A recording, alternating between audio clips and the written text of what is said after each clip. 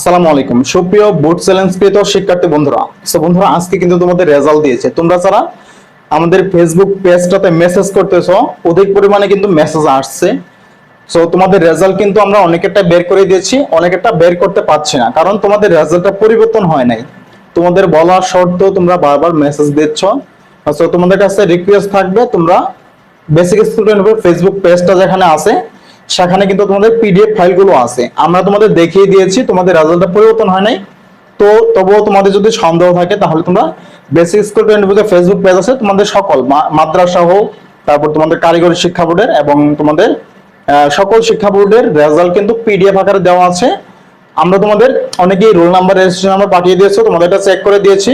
অনেকের রেজাল্ট আমরা দেখেছি পাস চলে আসে বা চেঞ্জ হয়েছে, তাদের রেজাল্ট আমরা তাদের ইনবক্সে দিয়েছি। আর যাদের রেজাল্টে পরিবর্তন হয় নাই তাদেরটা কিন্তু দিতে পারতেছে না, তবুও আপনারা বারবার মেসেজ করতেছেন। দয়া করে আর কেউ মেসেজ করবেন না যাদেরকে একবার রিপ্লাই দেওয়া হয়েছে।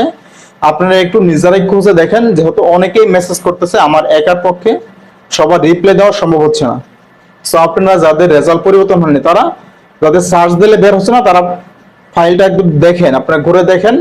তবুও যদি না খুঁজে পান তাহলে বুঝবেন যে আপনাদের রেজাল্টটা এবার পরিবর্তন হয় নাই।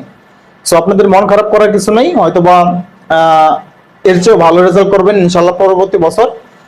আপনাদের জন্য অনেক অনেক দোয়া ও শুভকামনা রইল। যাদের রেজাল্ট পরিবর্তন হচ্ছে তারা কলেজ ভর্তি আবেদন করে ফেলেন।